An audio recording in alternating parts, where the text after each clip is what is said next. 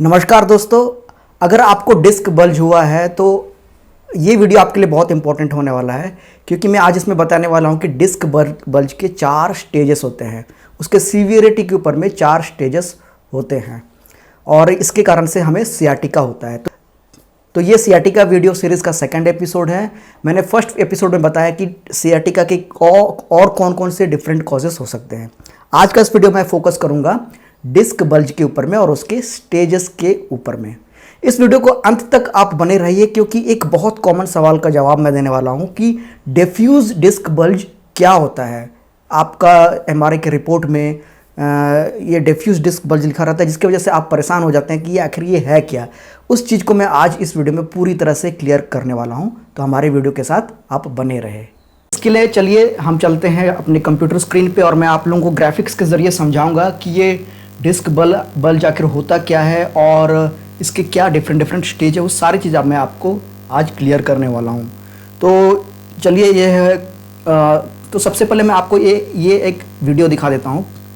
आप इस वीडियो में देखिए, ये जो है ये हमारा स्पाइन है, ठीक है। ये हमारा स्पाइन है। स्पाइन में देखिए बहुत सारे वर्टिब्रल बॉडीज़, ये जो एक एक बोन है इसको हम लोग वर्टिब्रल बॉडी बोलते हैं, ठीक है। हर एक वर्टिब्रल बॉडी के बीच में एक सॉफ्ट डिस्क होता है, जिसको हम लोग इंटरवर्टिब्रल डिस्क बोलते हैं। तो आप ये ग्राफिक्स देखिए, इसमें ये जो ब्लू कलर का जो आप देख रहे हैं यही है इंटरवर्टिब्रल डिस्क, और यहाँ से जो नसें निकल रही है, जो येलो कलर का जो है ये नसें हैं, ये है स्पाइनल नर्व रूट, ठीक है। स्पाइनल कॉर्ड का ये रूट है, वो बाहर वहाँ से निकल रहा है। तो हमारा कमर को लंबर रीजन बोलते हैं। लंबर रीजन से क्या होता है कि यहाँ से स्पाइनल रूट्स निकलते हैं और हमारे पैरों में जाता है और उसे सप्लाई करता है, ठीक है। तो हमारे पैरों में जो भी महसूस करते हैं, जो भी ताकत आता है, यही नर्व से आता है, जो सियाटिक नर्व बन के हमारे पैरों में जाता है।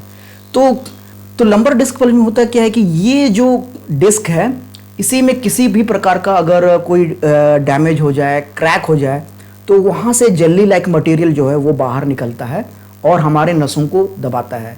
चलिए ये चीज़ मैं आपको अगला स्लाइड में क्लियर कर देता हूँ। यहाँ पर देखिए ये जो है ये डिस्क इंटरवर्टिब्रल डिस्क है। इसमें से क्या है, ये जेली जो है ये बाहर आ गया है, ठीक है, बाहर निकल गया है, और फिर ये जो नसों को ये दबा रहा है, ठीक है। ये जो येलो कलर का नस है इसको ये दबा रहा है। इसी के वजह से हमारे पैरों में झंझनाहट महसूस होता है और इस खिंचाव सा महसूस होता है, और इसी को हम लोग साइटिका भी बोलते हैं। तो अब इसके क्या डिफरेंट स्टेज हैं। इसमें आगे बढ़ने से पहले मैं आप लोगों को बता दूं कि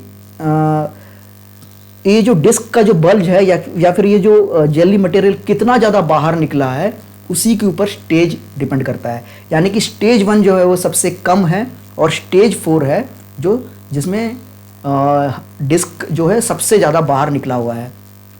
डिस्क बल्ज को दूसरे नाम से भी जाना जाता है, जैसे डिस्क हर्निया या फिर प्रोलैप्स्ड इंटरवर्टिब्रल डिस्क, इसे डिस्क बल्ज भी बोला जाता है। तो चलिए अब मैं आप लोगों को समझाऊंगा कि इसके क्या डिफरेंट स्टेजेस हैं। चलिए, तो फ्रेंड्स ये है सबसे पहला स्टेज, जिसको हम लोग डिस्क बल्जिंग कहते हैं, ठीक है। ये सिंपली डिस्क बल्जिंग कहते हैं। देखिए डिस्क का जो यहाँ पे डिस्क का जो स्ट्रक्चर है, इसमें देखिए ये अंदर का जो हिस्सा है उसको न्यूक्लियस, उसको हम लोग न्यूक्लियस पल्पोसस कहते हैं, ठीक है। और ये बाहर का जो हिस्सा है इसे हम लोग एन्युलर फाइब्रोसिस कहते हैं, ठीक है।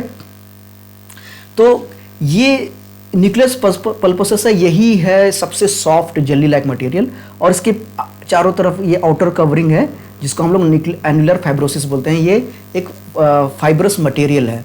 तो जो सबसे पहला स्टेज है, इसमें क्या होता है कि डिस्क जो है अपनी जगह से हल्का सा बाहर निकल गया है, ये देखिए, ठीक है। लेकिन ये एन्युलस फाइब्रोसिस के अभी भी ये अंदर में है, ये उसे तोड़ करके, उसे क्रैक करके बाहर नहीं निकल पाया है। तो स्टेज 1 में आपको जो सिम्टम्स हैं मैं बता दूंगा कि हल्का हल्का आपको कमर में दर्द होगा। इसमें ज़रूरी नहीं है कि आपको रेडिएशन, पैर में रेडिएशन हो, आपको कमर में दर्द होगा, हो सकता है आपके बटक्स तक हल्का सा खिंचाव सा महसूस हो, ठीक है। क्योंकि ये ज़्यादा नहीं है, इसलिए वो आपके पैरों तक खिंचाव नहीं होगा और झंझनाहट भी नहीं जाएगा। तो ये था आपका स्टेज 1। और स्टेज 1 जो है वो एक्सरसाइजेस के द्वारा थोड़ा बहुत आप प्रिकॉशन लेंगे, और मैंने तो एक्सरसाइजेस के बारे में बहुत डिटेल में ऑलरेडी बता चुका हूं, लेकिन आने वाले इस वीडियो सीरीज़ में भी मैं एक्सरसाइजेस को मैं कवर करूंगा कि डिस्क बल्ज के लिए आपको कौन सा एक्सरसाइज करना है। उन सब चीज़ों को आप फॉलो करेंगे तो आप स्टेज 1 से आराम से बाहर निकल जाएंगे, कोई भी आपको दिक्कत नहीं होगा।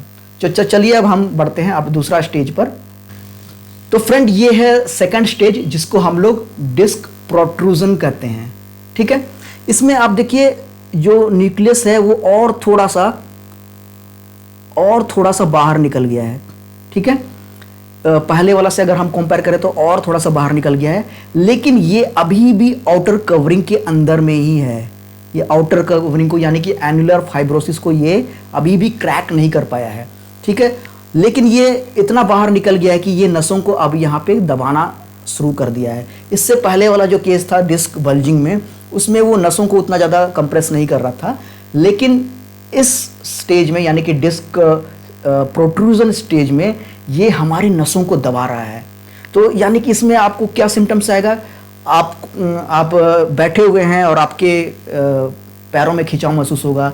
इसमें हो सकता है आपको झंझनाहट महसूस ना हो, और आपके पूरे पैरों में महसूस नहीं होगा। ये आपके केवल हो सकता है केवल घुटनों तक, यानी जांघ के पीछे से होते हुए केवल घुटनों तक ही आपका खिंचाव या फिर झंझनाहट महसूस हो, उसके और नीचे नहीं जाएगा। जब आप वॉकिंग कर रहे हैं या फिर बैठे हुए हैं तो आपको हल्का सा टिल्ट होना पड़ेगा ताकि आपको थोड़ा सा ज़्यादा आराम मिले, और सोते समय भी हो सकता है हल्का हल्का सा आपको खिंचाव हो। तो इस कंडीशन को भी हम एक्सरसाइजेस से आराम से ठीक कर सकते हैं। आपको इसको परेशान होने के लिए बिल्कुल भी ज़रूरत नहीं है। हम इसको आराम से हम इसे एक्सरसाइजेस के द्वारा ठीक कर सकते हैं, जो हम आगे आने वाले वीडियो में डिस्कस करेंगे। अब हम चलते हैं थर्ड स्टेज में। तो फ्रेंड्स, ये है थर्ड स्टेज जिसे हम डिस्क एक्सट्रूजन कहते हैं। तो जैसा कि आप ये वर्ड को समझ सकते हैं, एक्सट्रूजन यानी कि बाहर निकल जाना। अब आप देखिए यहाँ पे जो डिस्क है का जो न्यूक्लियस है, जो जेली लाइक मटेरियल है, वो इस आउटर कवरिंग को तोड़ करके क्रैक करके बाहर की तरफ निकल गया है। ठीक है, इसे क्रैक करते हुए बाहर की तरफ निकल गया है, और यहाँ पे जो नस है, नसों को वो दबाता है। ठीक है, उसे दबाता है, और इसमें क्या है कि हमें भयंकर दर्द रहता है। इसका एक कंडीशन ये है कि जब हम लेटे हुए हैं और हल्का सा भी करवट बदलते हैं तो भी हमें कमर में भी दर्द होगा, और भयंकर एक खिंचाव हमारे पैरों में होगा, झंझनाहट भी महसूस होगा। आपको गाड़ी चलाने में तकलीफ होगा। अगर आप स्कूटी चलाते हैं तो आपको थोड़ा सा टिल्ट होकर के इस तरह से बैठना पड़ेगा, और इस कंडीशन में आपको बहुत ज़्यादा सावधानी बरतना है। आपको किसी भी प्रकार का भारी सामान नहीं उठाना है, और इस समय में आपको कमर में रेस्ट देना बहुत ज़रूरी है। ठीक है, बहुत ज़रूरी है। तो आप कमर में रेस्ट कैसे देंगे, या फिर आप बेड में लेट करके आप बेड रेस्ट लीजिए, या फिर अगर आप अपने काम को अवॉइड नहीं कर पा रहे तो आपको लंबर बेल्ट की ज़रूरत पड़ सकती है। इसके ऊपर मैंने वीडियो बनाया है कि आपको सही तरीके से सही साइज का लंबर बेल्ट कैसे चूज़ करना है, और क्या चीज़ देखना है आपको उस लंबर बेल्ट में, जिससे आपको वो सही चीज़ आपको मिल सके। उसका लिंक मैं डिस्क्रिप्शन में दे दूँगा, वहाँ पर जाकर के आप उस वीडियो को देखिएगा, आपको एक सही डिसीजन लेने में मदद मिलेगा।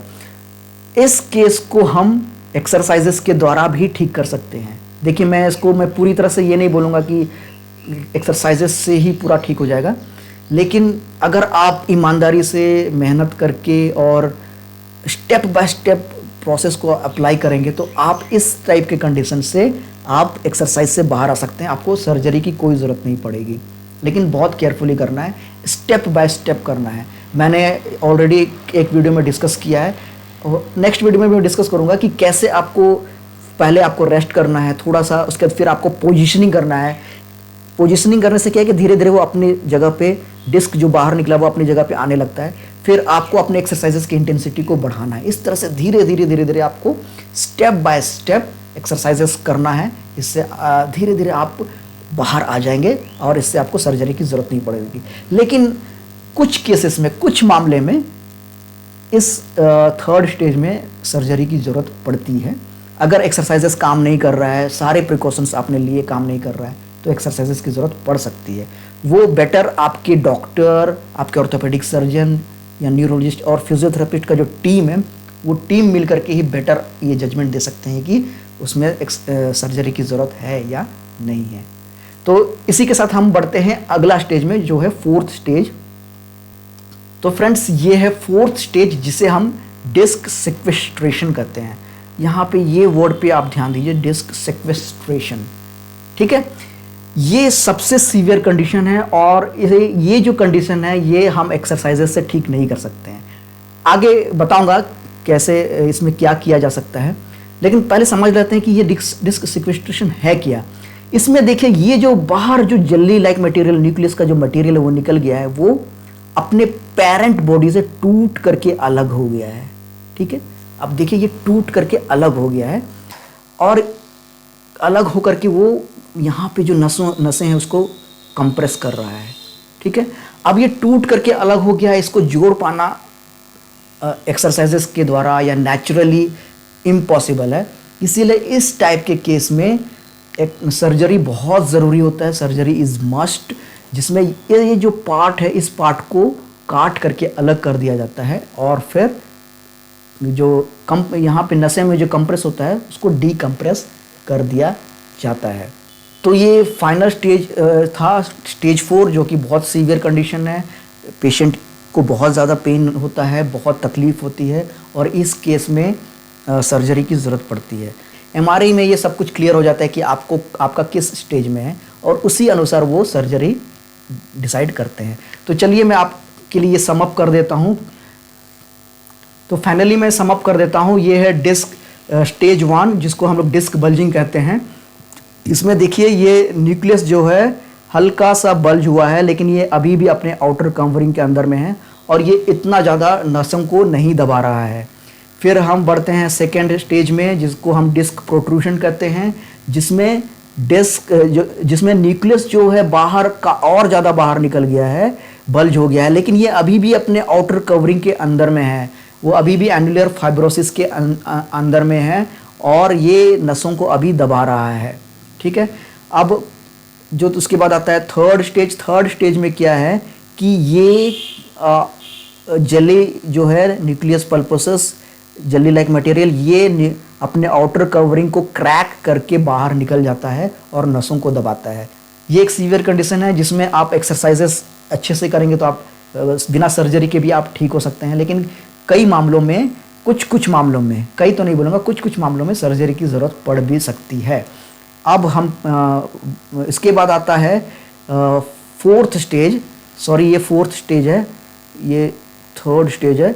4th स्टेज में क्या होता है कि ये जो न्यूक्लियस सॉफ्ट जेली वो अपने पेरेंट बॉडी से टूट करके अलग हो जाता है और स्पाइनल कैनाल में जाकर के डिसलॉज हो जाता है और वहाँ पे वो भयंकर इरिटेशन पैदा करता है, स्पाइनल कॉर्ड को भी और स्पाइनल रूट को भी, जिसकी वजह से दर्द काफ़ी होता है और इस टाइप के कंडीशन में आपको सर्जरी की ज़रूरत पड़ती है, ठीक है। ये सारे क्लियर हो गए। अब फाइनली मैं आप लोगों को एक चीज़ बता देता हूँ कि डिफ्यूज डिस्क बल्ज क्या होता है।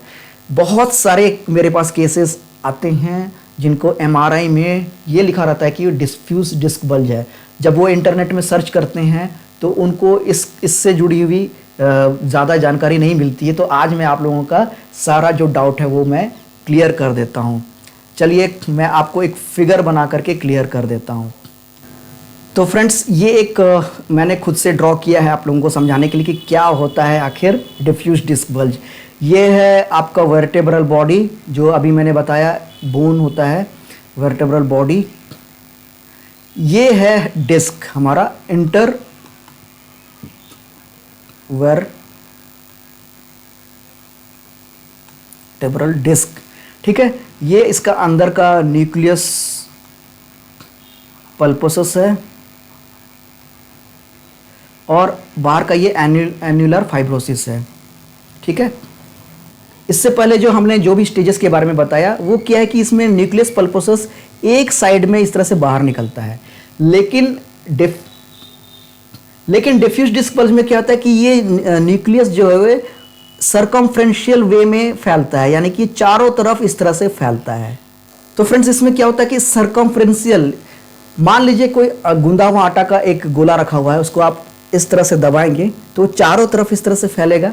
सेम यही है, आप वही लॉजिक समझिए कि ये चारों तरफ सर्कमफ्रेंशियल वे में इस तरह से फैलता है और ये हल्का सा नस को दबाता है, बहुत ज़्यादा नस को नहीं दबाता है। तो इसीलिए भी अगर आपको डिफ्यूज डिस्क बल्ज है तो इसमें बिल्कुल भी परेशान होने की बात नहीं है, आपका ये एक्सरसाइजेस के द्वारा ठीक हो जाएगा। और आगे आने वाले एपिसोड्स में मैं और भी डिफरेंट जो कॉजेस है सियाटिका के उसके ऊपर में मैं बात करूंगा, अच्छे से समझाऊंगा और उसका ट्रीटमेंट के बारे में भी बात करूंगा, एक्सरसाइजेस के बारे में भी बात करूंगा। तो इस वीडियो को देखने के लिए आप सबका बहुत बहुत धन्यवाद। Thank you.